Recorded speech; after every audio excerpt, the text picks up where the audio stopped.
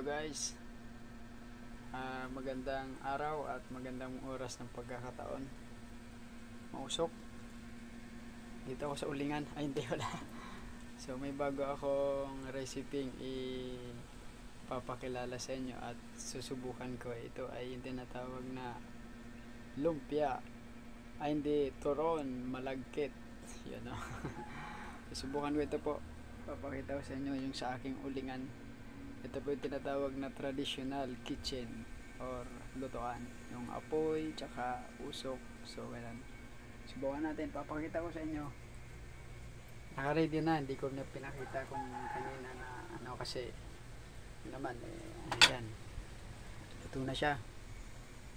So inihinin lang, kailangan yung apoy niya is naka-steam lang siya, kasi kung bibiglayin natin yung apoy is masusunog siya, masusunog yung ilalim niya. Ika nga sa dito sa Ilonggo mababatok siya. Pag mabatok siya, yung batok naman sa Bicol tahol yun ng aso. Dito batok is tawag na sunog or tutong. So yan.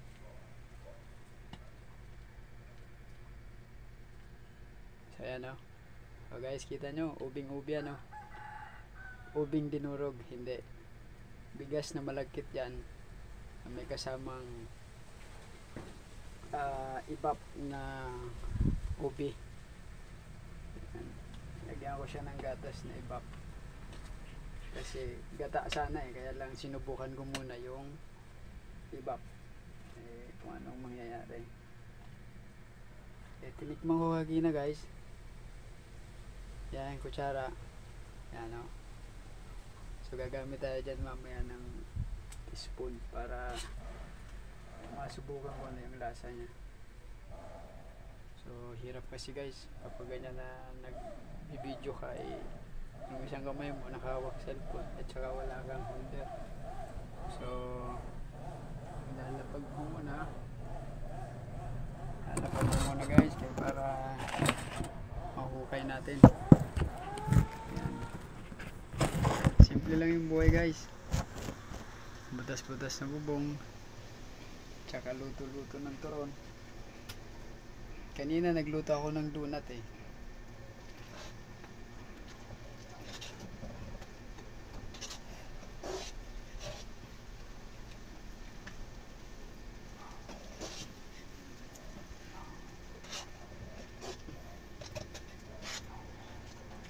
Yan, pakalagkit guys.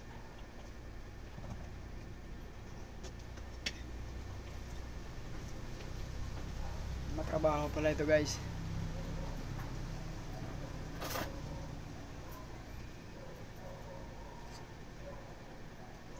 Yan, susubukan natin, titingnan natin.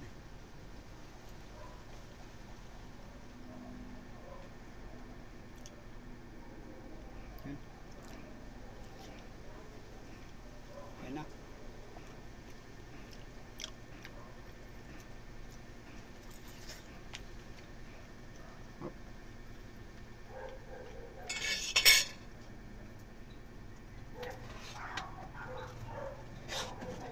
Guys,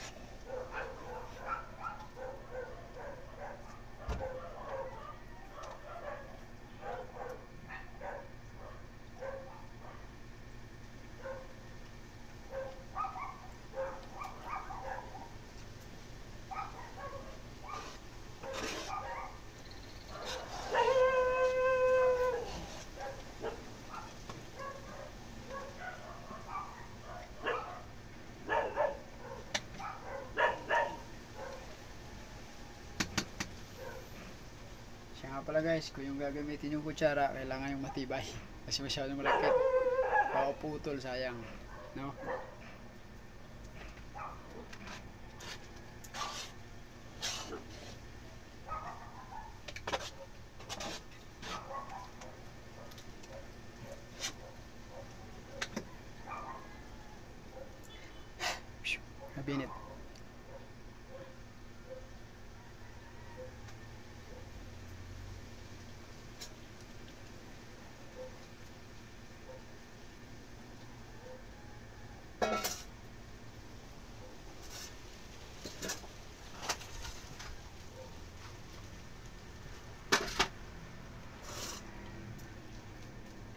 natin yung paglilipatan.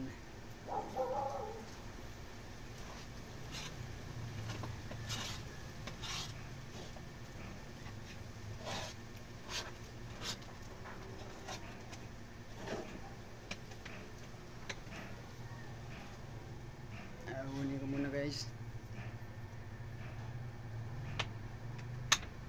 Yan, babakitin ko muna kasi lilipat at this is yung lalagyan. Yan.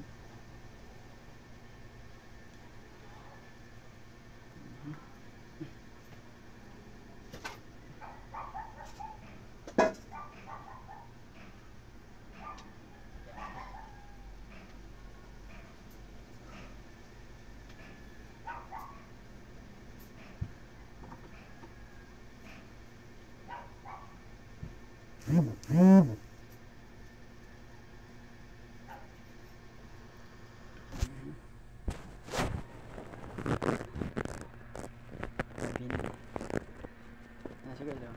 Kita nyo? Makita. Oh.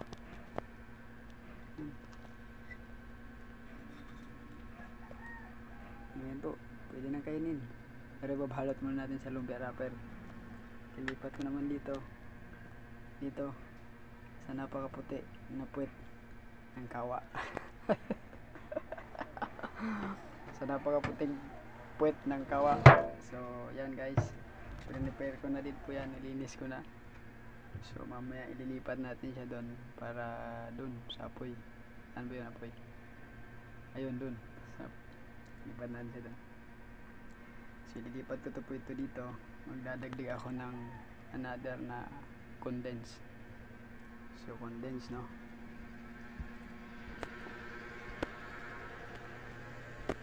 para maging match siya doon. Ito yung gagamitin natin, condense. Yan. Para tayong ano nito ngayon, co-commercial tayo ngayon ng ano, ng gatas. So magagamit na nitong condense malinamnam creamer. Yan. So ilalagay natin ito mamaya para maging masarap.